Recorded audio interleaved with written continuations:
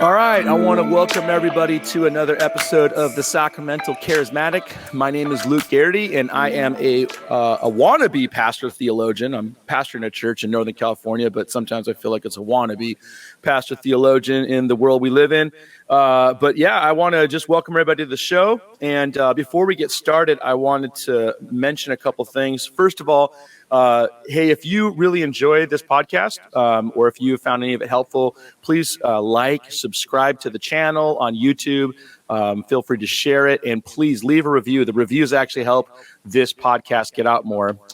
When I started this podcast, which actually was about a year ago, the original goal was to talk a lot about ecclesiology, pneumatology, missiology, and sacramentality. And then I also said that I'd talk about whatever else I wanted because I was paying the bills around here. And so I've been having a bunch of episodes in this month talking about Black History Month in this February 2021. And I was just thinking about how I love history. So first of all, I love history in general, but Black history is really exciting for me because I love history, but I also love my history, and Black history is part of my history because there's been so many contributions that African Americans have made to this country, and I've really enjoyed just the conversations I've been having. And so today I'm super pumped, super honored to have Reese. Reese, it's not Hogg, it's Hogg. Yeah. Right. The third. And man, I'm super glad that we've been trying to do this for it feels like a year. I know it's not a year, but we've been trying to do this for a while, and it's good to finally connect with you. Welcome to the show, man.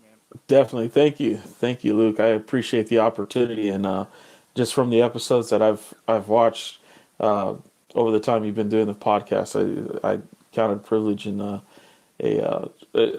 really, an honor. I'm humbled by this.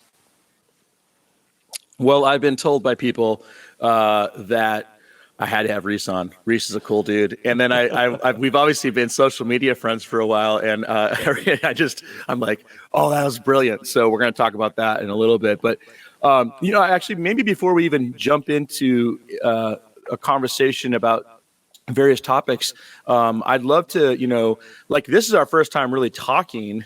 We've done a lot of chatting or texting or whatever you call it. But I'd love to maybe what are three things, just off the top of your head, what are three things that define you, like helping our listeners, our viewers, know Reese? What are the things that would help people know a little bit more about you?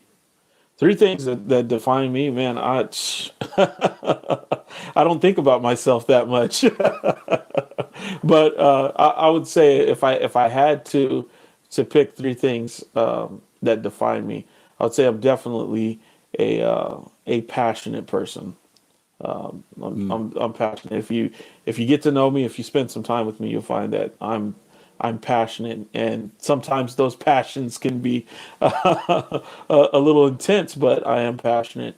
And the other thing is, man, I'm a person who realizes I'm loved by God. In spite of anything in life that happens, I realize that I'm loved by God. So I'm a faithful man. It's not tooting my own horn. It's not faithfulness because I'm this pious dude that walks around just being faithful to God. But it's the reason why I say faithful is because I'm full of faith. I'm passionate. I'm full of faith. I don't walk around beating people over the head with the Bible and talking about church all day, but I am full of faith, and I'll probably share a little bit about that with you a little later. And the third thing is I'm loyal. So those would be the three things: passionate, full of faith, and loyal. Those are aspects. Things, yeah, those are all aspects and it's not me tooting my own horn or anything like that, but those are all aspects of who I've become in this life. That's really what God has allowed to be developed in me is those things. Yeah, it's interesting how I think one of the goals in life, this is just at least something I think about all the time, is trying to trying to have everything be congruent in who we are, and I feel like we all wear different hats at times, like I have, and I think I was talking about this with Donnell either in the last episode, either on the podcast or after. I was just talking about how there's certain social media platforms where I can be more myself than other ones, like Instagram's going to be pictures of the family, maybe sometimes like that.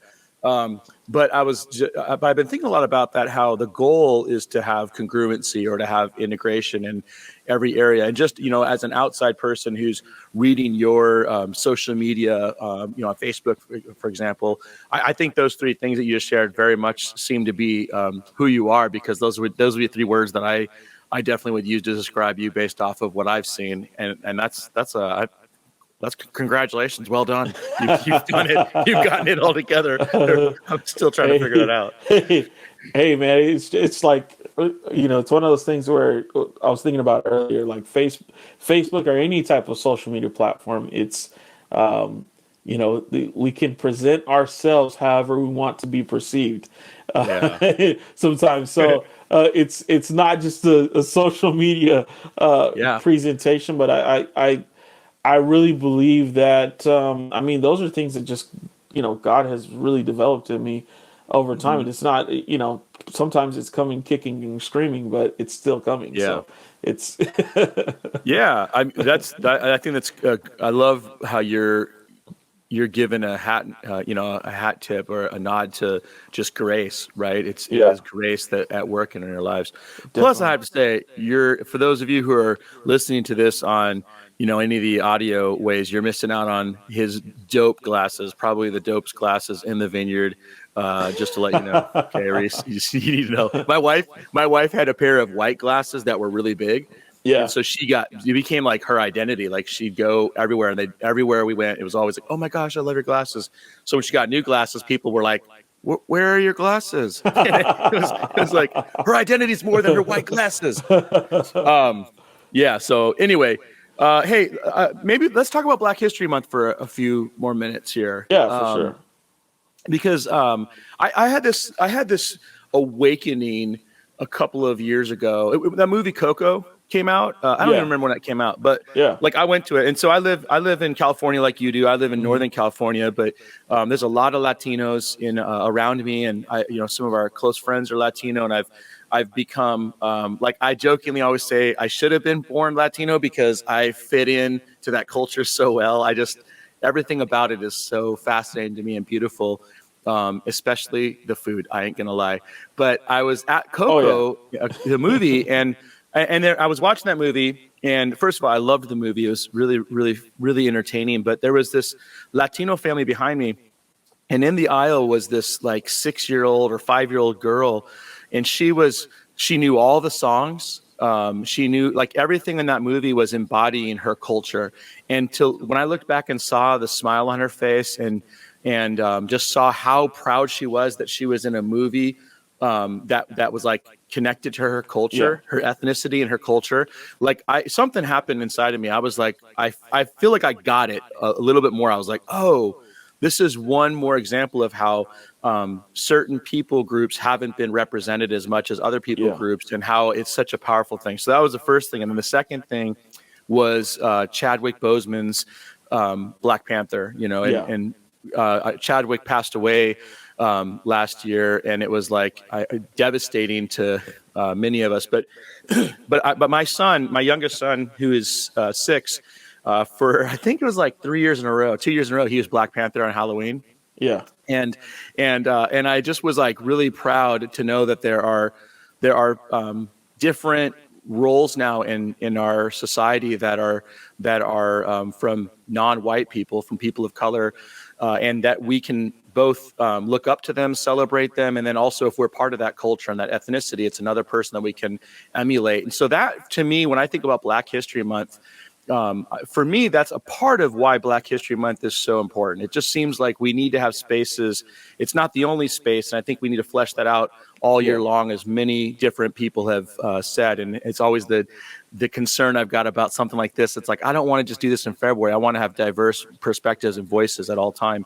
But for you, why is Black History Month an important month to celebrate? And what comes to your heart and to your mind when you think about that month, this month? So my experience with Black History Month over the years has been kind of a love-hate relationship. Mm-hmm. At one point, I found it to be almost offensive that there was a month that was designated for Black history, Mm-hmm. when much of Black history has taken part throughout, you know, the last 400 years of occupation of North America. And so Mm-hmm. that being, relegated to 1 month out of the year, the shortest month out of the year, is oftentimes we look at as well. We pay attention to that it's the shortest month of the year that was chosen for Black History Month. Any other significance is not really present with February being the month that was chosen. But at the same time, finding myself, disappointed in the fact that oftentimes that's the only time we pay attention to Black history, as we call it. Also, on the other side of things is that I have an appreciation. I've learned to, or I've developed an appreciation for Black History Month, and that has been in lieu of the frustrations and things of the past.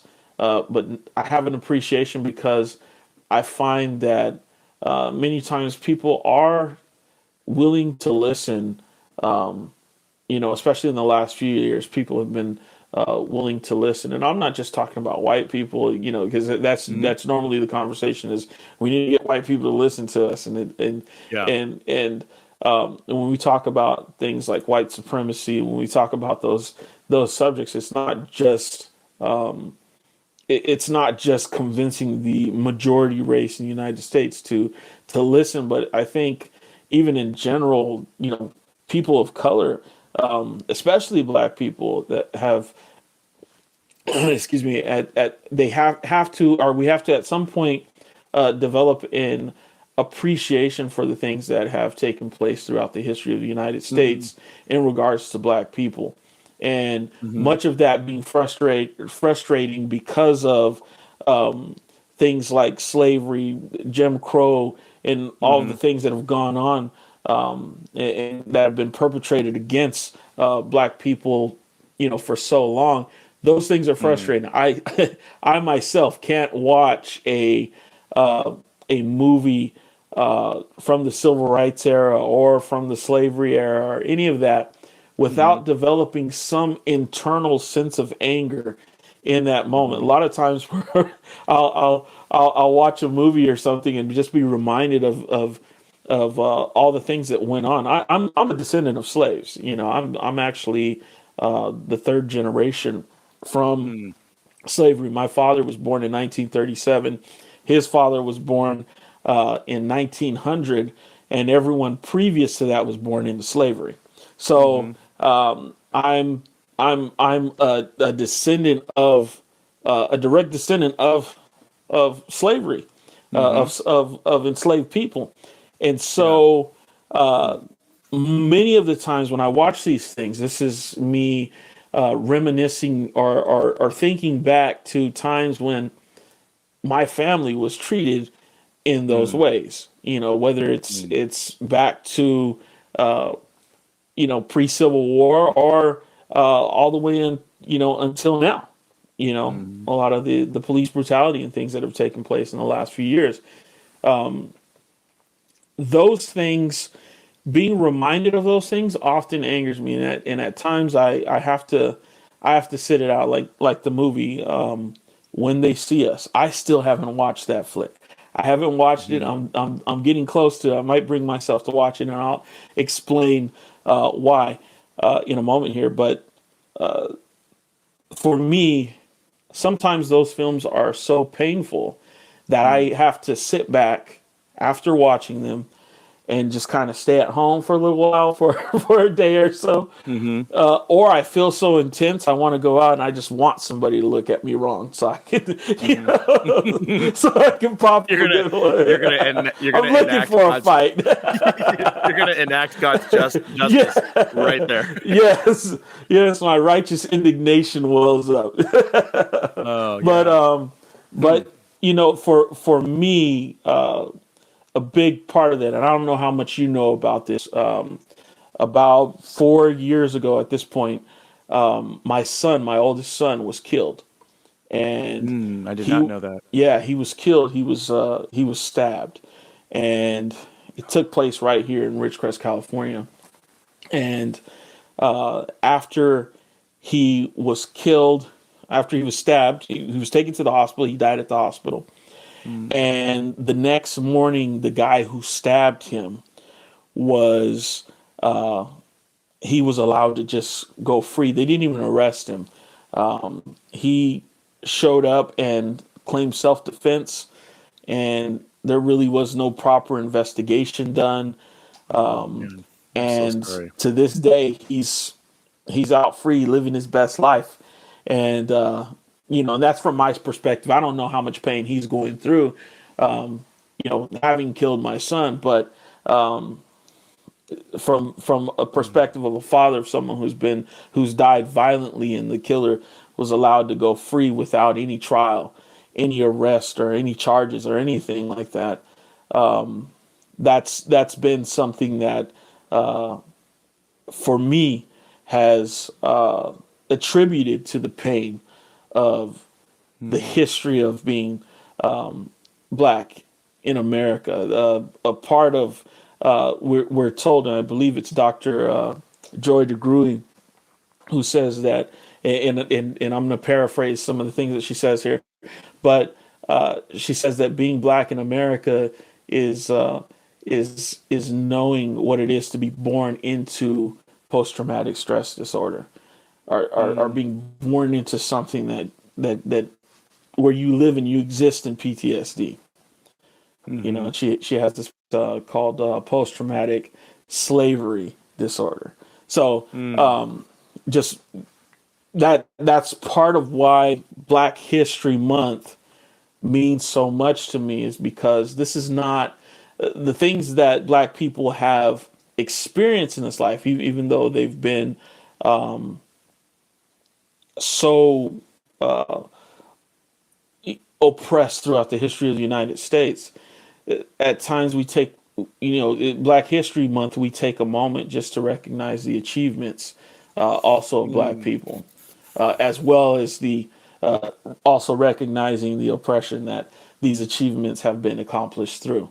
And so, that's a part of why it means so much to me. It's not, I'm not the guy who runs around, I'm saying I'm black, so I'm better than you, or melanin makes me better than you.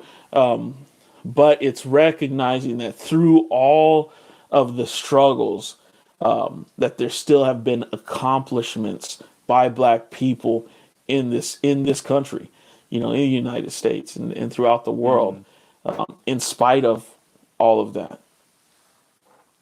Wow, man! First of all, I didn't know that, Reese, and I'm so sorry. Yeah, wow. Man, I love you.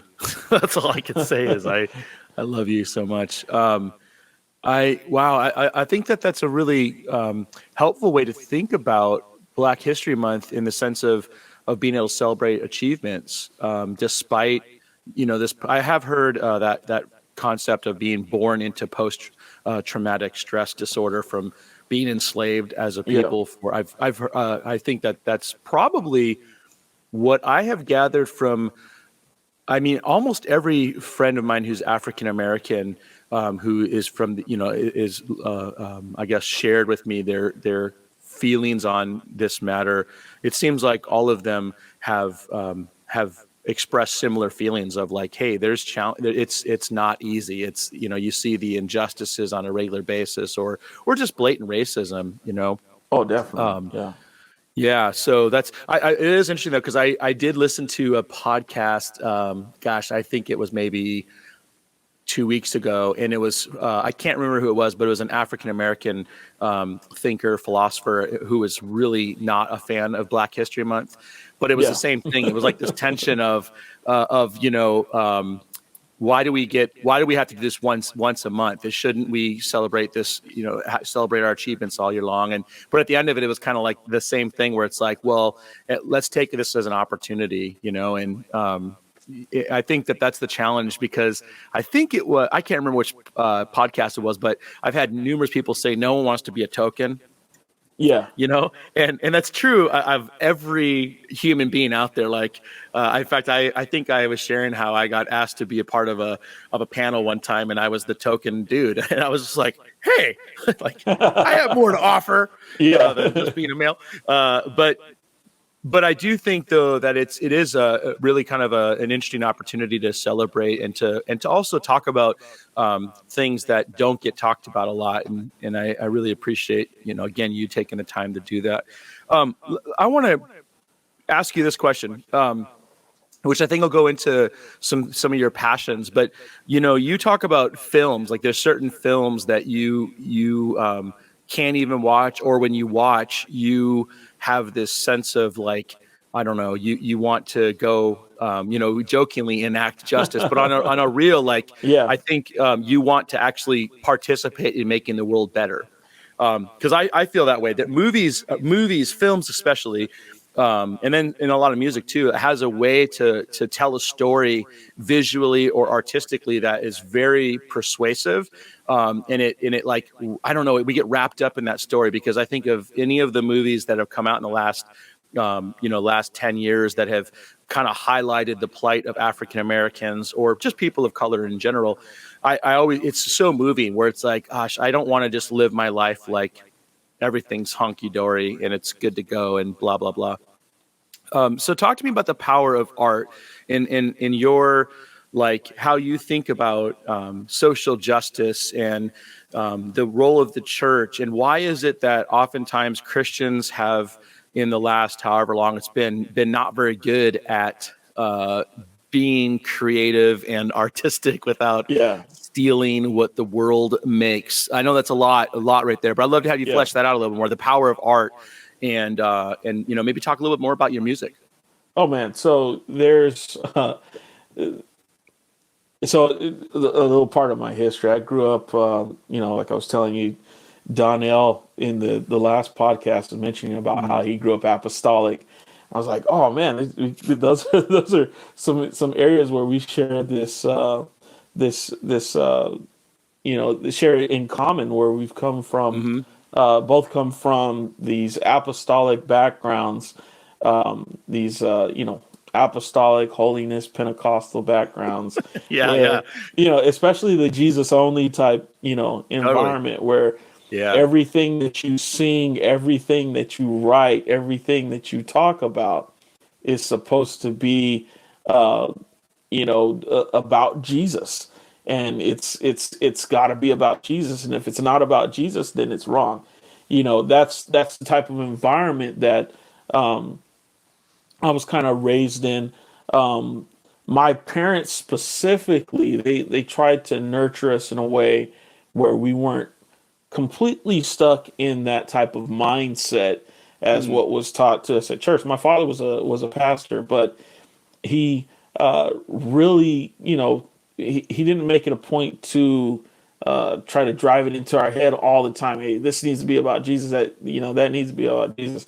He would let us kind of exercise our freedom in various ways, listening to different music and things like that. But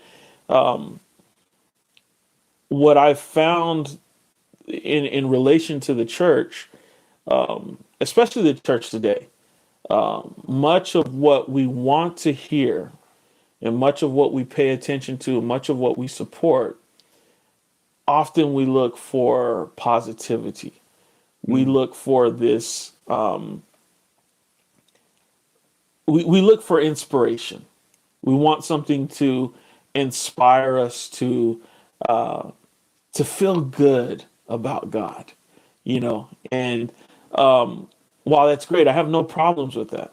But oftentimes, as in our pursuit of inspiration and our pursuit of positive worship and all of this that we do, we often close our eyes to the justice that God is trying to allow us to participate in. So we are often blind to what God is doing and what He's looking for us to participate in, because we're seeking this single aspect of God that we think, is a totality of who He is to us. Where we know that God is love, we know that God is also a just God, and there is a way to have them both. There is a way to have justice and love in the same in the same environment. We just haven't been so great at it because we've over the years we've come to this sort of idea that anything that we speak out and pursue justice in, that there is no love in it. When in reality, there's plenty of love. There's plenty of passion. There's plenty of compassion in the pursuit of justice. And so when we look at art and we look at how art relates to the church and how the church often, whether it engages or doesn't engage art that's, justice forward, we find that, a lot of times those aren't the things that we're really looking for as the church is concerned. So the reason why I went back to say that my upbringing and my experience as a child kind of, that was kind of what set the tone for me to live a life that was kind of like, yeah, everything has to be about Jesus. All the songs that I write have to be worship songs, and that's and so the early part of my life, it was either that it was going to be worship music, and if I was going to dabble in anything else, it was going to be love songs. And so over the past 10, 12 years or so, really the Spirit of God has really been working in my life in various ways, in the face of many obstacles, in the face of much turmoil, in the face of much heartbreak. Still the Spirit of God has been moving in my life to allow me to then produce and produce music, even a lot of my social media, the things that I post on social media are oftentimes inspired by the perspective that I see through the strength and the power of the Holy Spirit to allow me to see a different side of things other than what the church is normally used to. Because when it comes to issues regarding police brutality, years ago we're told, "Oh, hey, don't say anything, don't speak up on anything. We got to have a full investigation first before we say anything about what's happened in the Mike Brown case or the Trayvon Martin case." And I was pretty consistent with that. I was like, well, I need to see what happened before I really say anything about it. But in the last year, this George Floyd case, when that happened, it was so visible for all of us. And I don't think I've come across a single person that didn't see how horrific that situation was. When that happened, that was one of those situations where it was like, we don't need to wait for an investigation. This is wrong. This isn't right. No matter who you are, it was just so evident to us. And I think that was something that really broke for the church. I think that I started to see people in the church, people in the vineyard, people outside of the vineyard, evangelicals were speaking up about this situation. They weren't waiting for a full investigation. They weren't waiting for, any of that to go on. Since we've all kind of since the summer, we've all kind of headed back to our bases or whatever, and some things have changed in that regard. But for a moment, I saw where the whole world was touched in some way by something that Well, took place. I mean, you saw police officers taking part in, Oh yeah, in peaceful protests. Like that to me was a significant. yeah, I think Ramon said something a couple episodes ago that has stuck with me. In fact, I've talked about it last week in my sermon about how he said something along the lines of like, you can't love people without nuance. Like without yeah, nuance, you can't love people. And it's because we live in this world now, it's so polarized, so yes, polemical, right? Like yes, for you to acknowledge that there is police brutality or there are systemic racism, issues that are ingrained in society or culture, or that there are bad police officers, it's like people, depending on what side of the coin they're on, yeah, like lose their mind and they can't oh yeah, say, oh no, we're not saying that every police officer is evil or that every single thing in our culture is racist.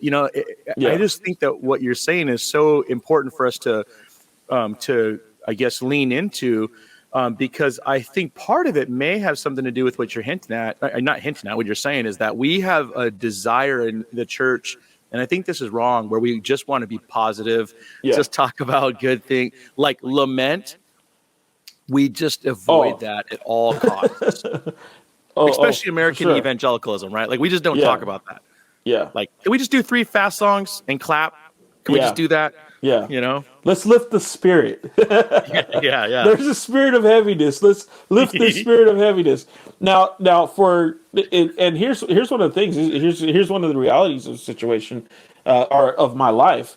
So for a good portion of my life, I've been a worship leader as well, and the church that I was in for 20 years, I led worship there as a predominantly black congregation. It wasn't really a multi-ethnic congregation. It was predominantly black and African American. So what I found is that oftentimes I would show up and then be like, man, it just feels so heavy. It feels so heavy. And so my goal then would be to lift the spirit, Lift them up out of the miry clay, bro. of the congregation, right? Lift the spirit of the congregation. Yeah, we need to get out of this heaviness and worship the Lord. And so let's worship the Lord. Let's lift our hands. Let's shout for joy. Let's do all of that. And in the last few years, I've become more and more aware that in the church, that use of worship to rid us of a spirit of heaviness, or what we call a spirit of heaviness, can often be misdirected. Rather than acknowledging the source of the heaviness, rather than acknowledging that there's something that is weighing on these people's hearts, and how do we minister to that rather than get them to a place of exuberance. And It's almost manipulative, right? It Almost is. manipulative. Yeah. It is. Maybe And not almost. It is. it is. It is. And that's been something that we've done. And that's the docu-series, The Black Church, the one on PBS, and man, I love it. I watched the whole thing, and I was really inspired by it. But that's one of the things that I've come to recognize within the Black Church, is that much of our worship styles, much of what we have done throughout our history, has been really to combat or deal with this depression from oppression, this sense of this, post-traumatic stress disorder that many Black people experience here in the United States. There's so much that we've done in the church to fight that. That often that now in my life, at this point in my life, having experienced the things that I've experienced, and because it's crazy, man, Luke. over the 20 years that I was with my previous church, Victory Baptist Church, over the 20 years that I was there, I would hardly miss anything. I was there all the time. I was there, front and center, ready to work. And in the last, the last couple of years of that, the last year or two after my son was killed, I couldn't go to church. I couldn't even go to my home congregation. I found that I did find that I can go to other churches. I could, go sit in another, congregation, but my own home church, I struggled to do that. And part of the reason was that there were just so many memories of my son there. And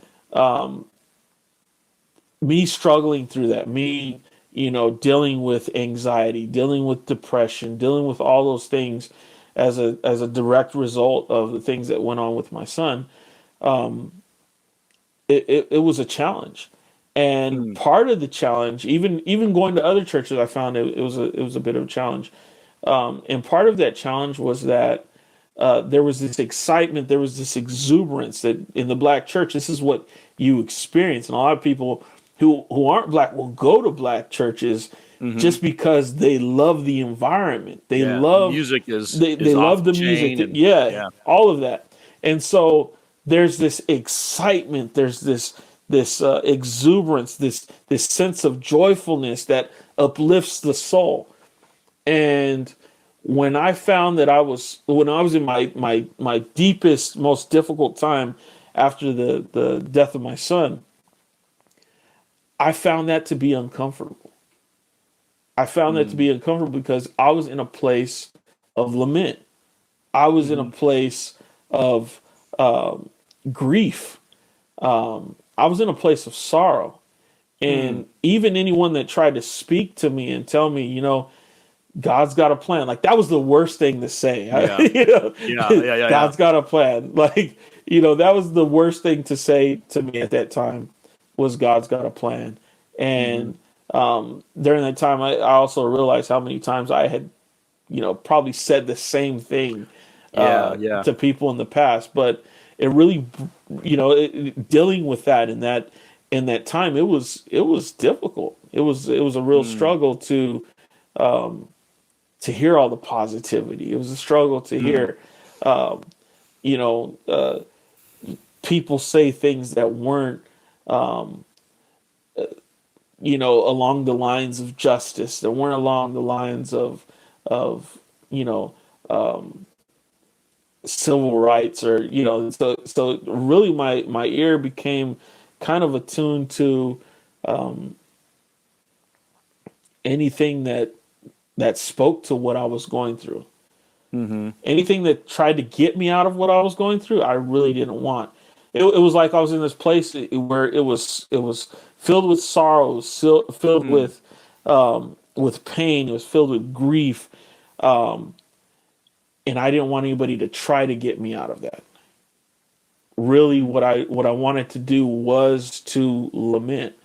And to so sit in that and to process that. Okay. Exactly. And I think oftentimes what we don't do, and it's part of our own indoctrination, right? It's what we've learned to do, is we fail to lament. We fail to spend some time in that grief. We fail to spend some time in that sorrow. We fail to spend a significant portion of time dealing with the issues that we're dealing with, rather than trying to ignore them, because it's kind of a knee-jerk reaction. Okay, this happened, so now let's praise God and feel better. When in all reality, it's much more than that. It's not. We limit God to this exuberance and this joyfulness, but God. I was thinking about this scripture where Jesus where in the text said, if you make your bed in hell, Mm-hmm. I'm there with you. That portion of the text was stuck in my Mm-hmm. head. I think it was yesterday. Like, if you Mm-hmm. make your bed in hell, I'm there with you.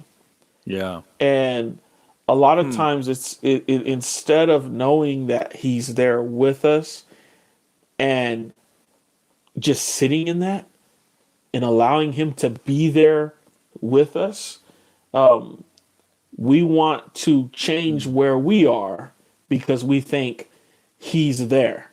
Like, he's there in the exuberance, he's there in the Mm-hmm. joyfulness, he's there in the Mm-hmm. celebration, but he can't be here in my grief. And Mm. so I that think that's probably one of the yeah, most important things that we like. I'm thinking in the vineyard, which, you're in the vineyard movement, I'm in the vineyard movement. But I think maybe for charismatics in general, like the nature of the kingdom of God, we yeah, seem to like associate the now. We always talk about the now and the not yet, or the yeah, yeah, inaugurated eschatology, right? Like it seems like we have a way of saying the kingdom now equals here, but when it's not yet, it's not here. And yeah. but there's this really, so in theological circles, when I was in grad school, I was exploring they call it liminal spaces or liminality, and I Mhm. started wondering, like, where is which I always thought that word just feels so weird to say, liminality. I love that word, liminality, It liminal spaces. sounds like a delicious cocktail. Yes, like get you some liminality. And it's funny. I just was Andy Squires. I don't know if you listen to Andy Squires. I think that's how you pronounce his last name. He's a worship leader. Yeah. Yeah, Andy.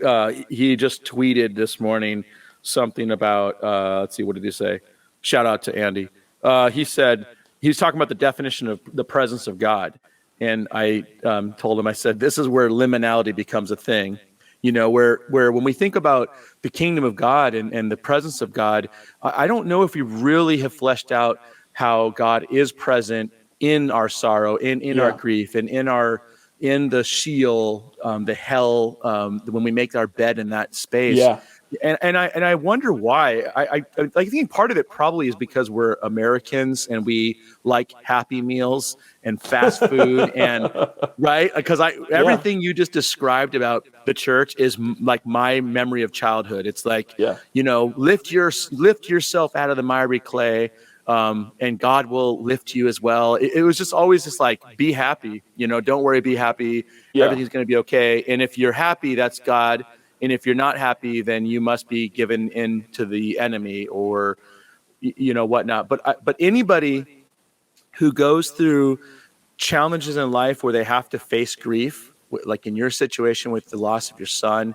I'm in this situation right now where my dad has stage 4 cancer. That's why, like, I've been in Minnesota Yeah. when we were trying to do this last time. So I've been going back to Minnesota every couple of weeks to spend time with my dad. And we're praying and we're hoping for healing, but it's also been so challenging because of the constant up and down nature of his health. And he goes to the hospital and then he's back home, and it's just been the worst. And you just said it. Like, I now realize how in the past I've pastored many people who have had cancer, who have had family members. It's totally different when it's you. Yeah. It's totally different. And you start to realize that the things that you thought were helpful aren't. Oh yeah. and it's almost like I've really had to reassess, because I've had the theology, I think, mentally, like, because I've been exploring the liminality, like, where is, like, we have this now and not yet. Well, how is God present in that? And that word "and" is a very particular word. Yeah. Where is God at work? What is he doing? And how can we, I guess, bless and partner with what his work is? And so I think what you're hinting at when it comes to lament, grief, and sorrow is something that we are not good at in our culture. Like, it's like we've been conditioned and we're being shaped to avoid pain and suffering. Yeah. So how do you think we can get better at that? Like, what are some things that you've done that have helped you become more aware of God's presence in that, or like, can you flesh that out a little bit for us? Do you have any insights or observations? Yeah, for me, having that experience, it was the first time in my life having the reality or living the reality that God can be present in my life, that I can still faithfully believe and trust God and still be in a place of depression. Mm-hmm. That's one of the areas where I've heard it preached over and over again. You know, if you're depressed, there's something wrong. You're not trusting God. You're not believing God. And I've been asked, like, did you ever stop believing God? Did you ever stop trusting God throughout that? And my answer is no. No, God is the one that I went to, and really what became more clear to me in that experience was the Psalms and how David spoke to God in his most difficult, challenging times, where it almost seems like he's got this multiple personality disorder type thing going on, where it's like That's true. I'm upset with you. I'm upset with you. I'm mad at you, but I love you. Yeah. It's true. It's like, Lord, where are you? Save me, Lord. The water's up to my neck. But I will love you, and I love you so much, and you're such a good God. Yeah, it's true. Your love never fails. And that's where I found myself in that place, and it was a really strange and unique place to be in. And it's it's one of those things where you really can't understand it until you experience it. You really can't fully understand it until you experience. You can read as many books as you want to, and all of that, but you really can't fully understand what it means to be in that place, knowing that God is there, and knowing that sorrow is still there too. Knowing that God is there, knowing that grief is there, knowing that God is there in that moment of lament, in that moment of grief, in that moment of anger. Like, I'm talking anger. Like, we found out it was about, I would say, a good 8 months after our son was killed, that we were told that they would not be seeking prosecution or anything, and that they didn't have they weren't confident enough to get a prosecution out of a case if they pursued it. And for me, I was angry. I was angry. I was upset. I was marching and yelling, and I mean, I was angry. I was angry. But at the same time, there, in the midst of that anger, knowing that God is there with you, like, just knowing that God is there in a time where your deepest anger is present. Your deepest sense of anger is present. Your frustration. And the thing was, I never lost faith in God. I lost a lot of faith in men. But I never lost faith in God. And I lost a lot of faith in our judicial system here in the United States. That was something that was like, man, this is worse than I thought it was. I always knew there were some issues, but this is worse than I thought it was. And through all of that, that's part of what pushed me. And I told you earlier, I came to the vineyard 2 years ago, not because the vineyard attracted me, just because I sensed the Lord was leading me there to Ridgecrest Vineyard Church, and going there and getting to know more about the vineyard, and seeing how the vineyard had developed a social justice network, and there were various people involved in different things. Phil Strout and the things he's been doing, and Gino, and all these different people, and I was like, wow. this is cool. This is cool for a predominantly white movement to even be remotely interested in these things. That said a lot to me. That said a lot. And like I said, that's not what attracted me, but to the vineyard. But that was one of the things that really stood out to me. So in that, I saw a people that were moving towards, we're moving in the direction of leaving this whole idea of replacing, times of lament or grief with joy and exuberance and all that kind of stuff. It felt more real to me.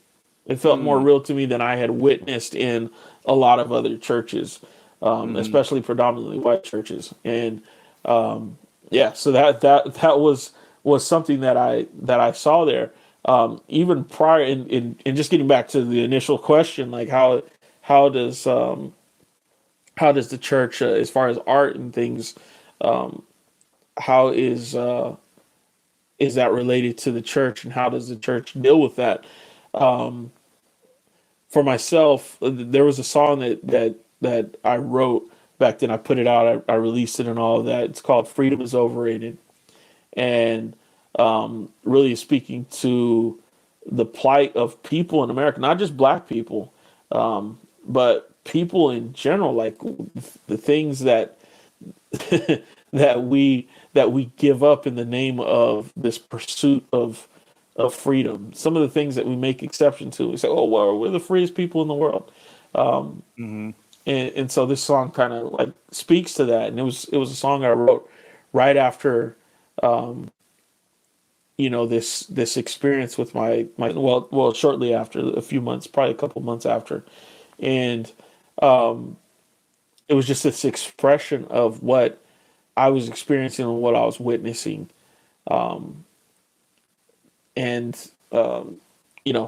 Said a lot about what was going on at that time in my life and what's going on now in this country. Just in the last year, so many people have been exposed to the idea that this sense of freedom that we've been living with, this thing that we call freedom, is not as secure as we thought it was. Regardless of where you sit politically, regardless of where you sit racially or ethnically, this idea of freedom, it's not as set in stone as we thought it was. I think a lot of people. That's what's really interesting about to me. So my political cards on the table, I'm always like, oh, I think they're all crazy. Like the extreme right and the extreme left to me are the same thing, but yet different. And that's what I think is so interesting, is how we have a lot more in common in actuality if we really spent time getting to talk and to hear each other. You'll find human beings actually have a lot more similarities than they do differences. Not always, but that's kind of what I've really loved about. I was thinking about just the other day when I started doing this podcast. It actually started because COVID-19 had happened, and I was sitting in my room all the time, and I was like, man, what am I gonna do? I gotta do something. So I thought, hey, I'll just start do this podcast. And then season 1 last year was terrible because I only did I don't even know how many episodes, but I just did not do it very consistently because I think we were all just depressed and in isolation, fatigue, and all that stuff. But I've really loved the conversations and getting to hear other people's perspectives on things, and it's been really fun. But you're thinking about art and music and film, and then social justice is really, really kind of cool because I see how it all intersects for you. It's not like this is one thing and then this is the other. Oh yeah. But it's all connected. So here's the challenge for you right now how do you connect food? Because I'm looking at your social media. Just for anybody, just by the way, if you're on Twitter or on Instagram, you can follow Reese by his handle on both Twitter and Instagram is @thirdmanmusic. But I'm looking at your Facebook page right here, and You gave your feta pasta that you made, the picture here, you said it was a 2 out of 5. I would eat this all day long. It looks amazing. So I know you're passionate about food, Yeah. and I think you are I see you've been involved in food services. Yeah, so I actually own a food service Yeah. business as well. So that's just something that my wife and I, through the pandemic, it was actually through the pandemic we opened, Oh, that's and great. which is crazy, right? You know, all these Yeah, everybody restaurants else is closing, and you're like, let's and do it. we're over here. Well, you know, it's one of those things where always heard that recession is the best time for entrepreneurship. And I've heard that too. Yeah, you know, and we so, they gotta eat. They you gotta know, eat. people have to eat. People have to eat, and especially with travel restrictions and all the various things, you know, people want good food in their backyard. You know, they want it right there at home, and so that's what we did. We brought that to Ridgecrest, to our area, the Indian Wells Valley, and it's been going great. It's been going, you know, really well, and thanks be to God, you know, it was really something that was birthed out of you know, out of our own you know, enjoyment over the years. We've always enjoyed good food. I mean, I grew up, my mom was one of the best cooks that I've ever come across, and she taught me as much as she could as a child. And so food has been a passion of mine. I worked in a restaurant, you know, for a few years, and it's just been something I've been passionate about. Always in my own kitchen, feeding my kids, my sons. My son Malik, the one that was killed, he was a big guy, and he was a big guy for a reason. He cooked a lot of food at home. He was fed well. Yeah, he was fed well, and so that was just something that over the years we had talked about. Hey, you know, one day we want to open a cafe, or we want to do something, and just right there back in 2019, we were in service one day, as we finished up with service, and we were leaving Sunday service.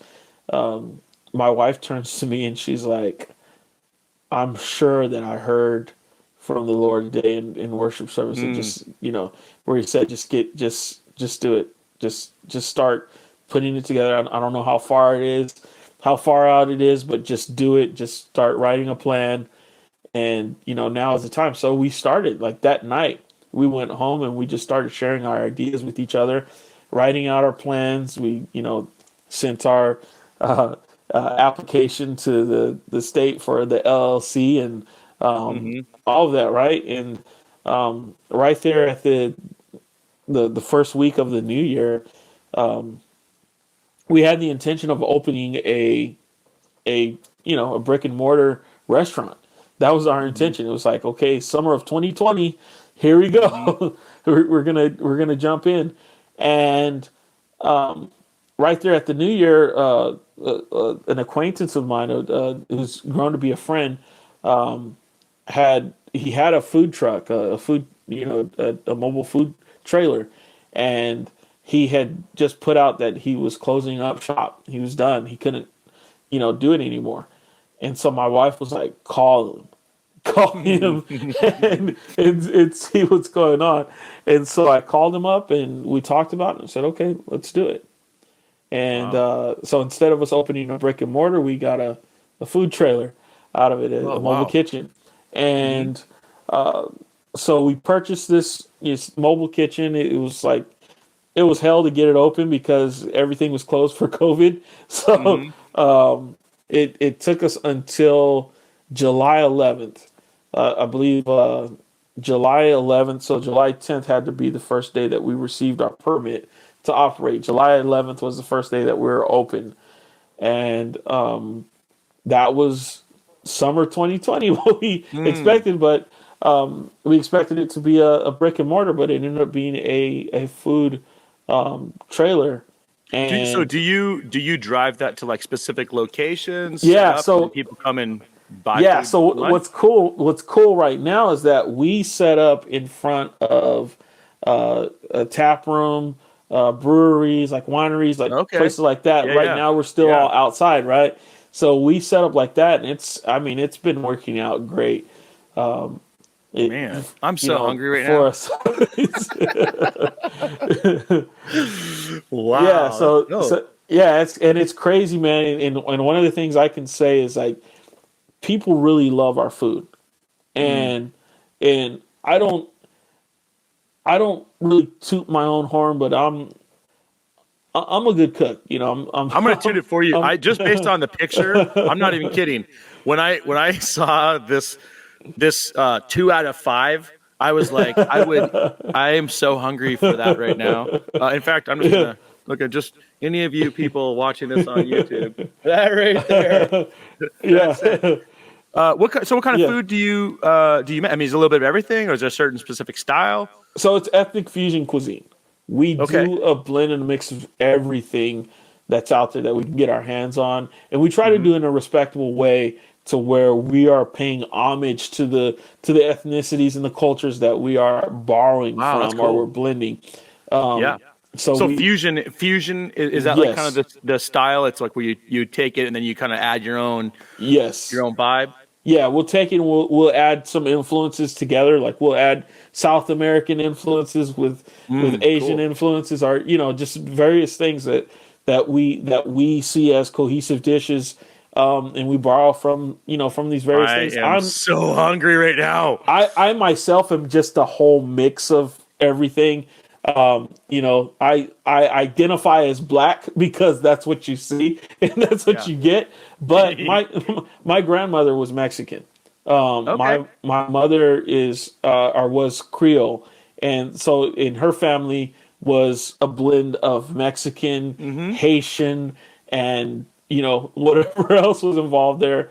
Um, you What I know, just heard was lots of good food because oh yeah, every one of those yeah, every one of yeah. those ethnic cultures has like amazing food. Yeah, lots of good food, lots of culture. All of that was just, Mm. that's what our life was. So, um, having those influences really opens up a lot of creative doors for us, as far as the culinary world is concerned. Mm. I mean, it's fun. It's fun to just come up with Wow. these different things. And So is that like your primary vocation right now is food trailer most days of the week, and then you're no, so also that's the weekend oh gig. oh that's your weekend gig. That's the Okay. weekend gig. Wow. So I'm also a realtor as well. Okay. Yeah, Cool. so I work as a realtor as well. So, and my wife, she's an educator. She's a school administrator, a Oh wow. CEO of a Awesome. charter school. So, Cool. we find ourselves busy with that, and then Yeah, I was we gonna say save you and sound crazy busy. yeah, yeah. So that's why, like today, I was like, "Hey, we got to do this before, Yeah. whatever time, because that's where I'll be tonight, this Yeah. evening." So, yeah. So those are that's why I'm so passionate about that. And one of the things I wanted to say is that, um, you know, one of the things I recognize from the beginning of us opening back in January is that God's blessing has just been so on our food. Like, Mm. I was saying, like, I don't toot my own horn. I know I'm a good cook. I'm confident in it. Um, but I've just noticed that God's favor has been on what we put Mm. out. Because there's times I put out something, I'm like, man, this is not exactly what I'm wanting to put out, and just people are just falling over it, and it's crazy because I told my wife, like, we should never worry about what we're putting out. We know we're putting out the best quality that we can, and then God's blessing that on top of that, to Mm. where people's minds are being blown away by this food. And so I do give honor and glory to God for that, Mm. for just working in that and moving and blessing our business in that way, in the midst of a pandemic of all things, Yeah, it's you know. crazy. That's amazing. So, you, I think that the intersection, the integration, the congruency in your life is really inspiring. Because I just see how everything in your life, to me, it all fits. Like you talk about art, music, food, because food is art. I Yeah. believe that with all my, I can cook enough things. Like I can cook some things pretty well, but I can tell when I'm around people who are actual legit artists. I mean, they make things that look like this, like your plate of food. I'm like, mine's like, yeah. So I really love that about you, man, about you, Yeah. Reese. It just is like everything is integrated, and there's this really focus on the kingdom and the justice of the kingdom, and wanting to worship and create art in a way that's inspiring. And I think it's super, super cool to know that you're a part of the movement that I'm a part of, but just somebody who is I look up to and I'm inspired by. So thank you for being you. Oh man, I'm blessed to have all of those things come together in my life. That's just it's a blessing. I know I'm aware that with all the struggles and all the things that I've experienced throughout life, I'm still aware that I'm blessed.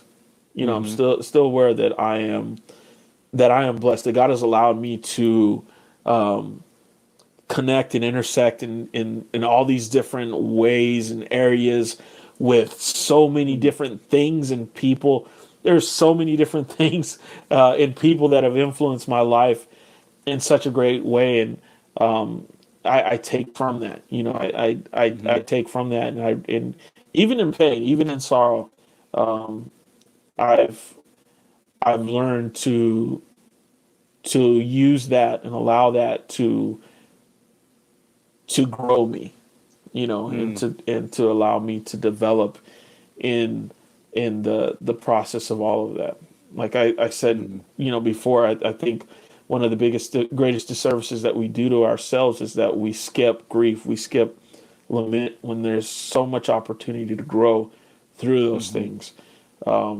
You can grow in grief, you can grow in a time of lament. Mm-hmm. You can grow in a time where you are angry. That's an opportunity to grow. That's an opportunity Mm-hmm. to develop. And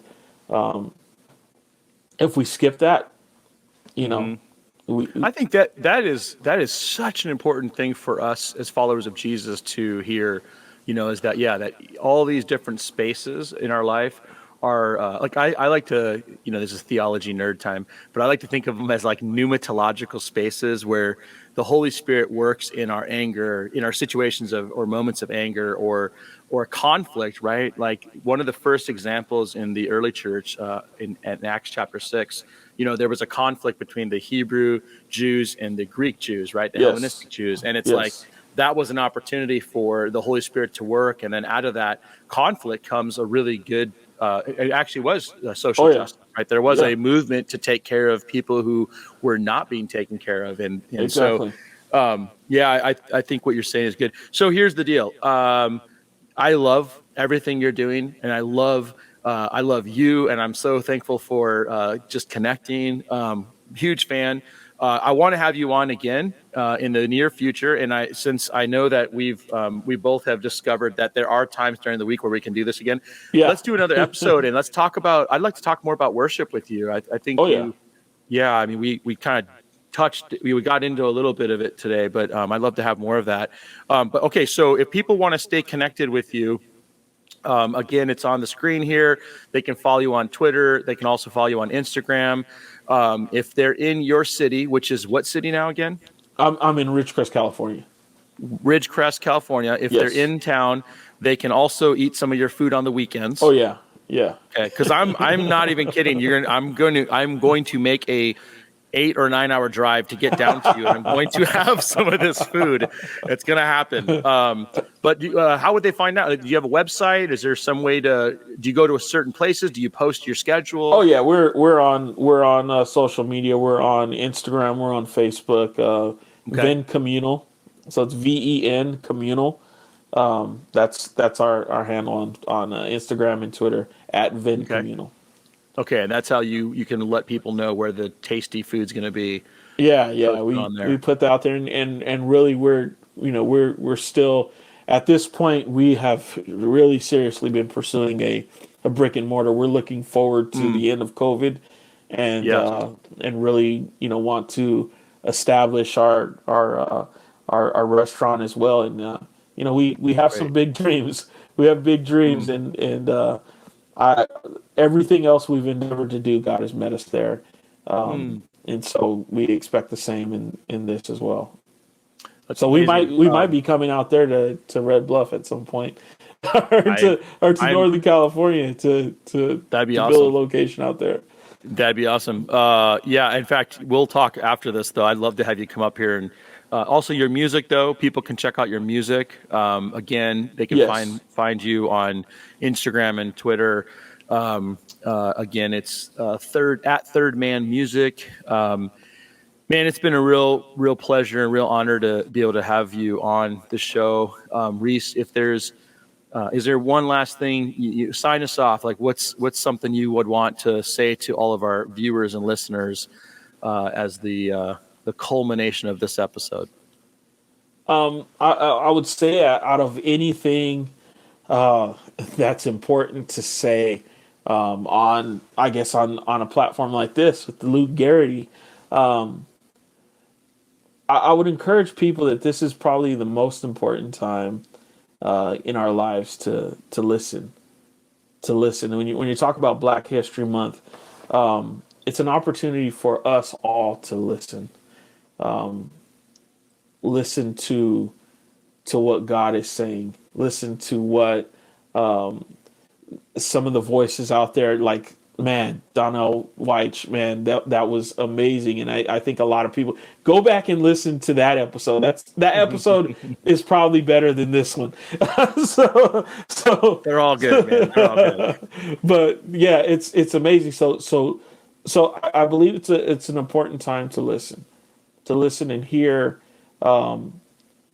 especially those of us who are in the vineyard, where we often talk about the Spirit of God moving, and we are the people who say, "Come, Holy Spirit." Mm-hmm. Well, the Holy Spirit is here and really speaking to us in this season through various, using various instruments and various vessels to deliver a really important word to us. And I think that if we're ever going to come to this point where we talk about racial reconciliation, we talk about all of that, it's important that we listen. One of the most important things for me that I've been able to take, to receive in life is that I haven't just always listened to Black authors. I haven't always just listened to Black preachers. I haven't always, I haven't just been stuck over in a corner, everything Black.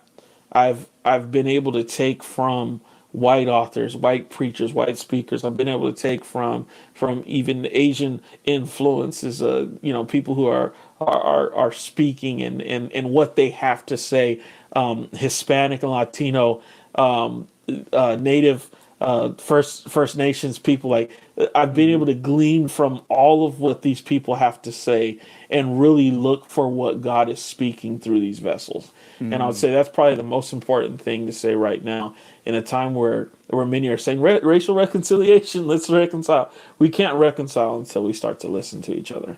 Until we get to a point where we can hear God speaking, not only through people that look like us, but through people that don't look like us, people that seem like they have nothing in common with us. That's one of the most important things. That's a great wisdom right there, Reese. Appreciate it. Hey, everybody who's tuned in, listen, thank you so much.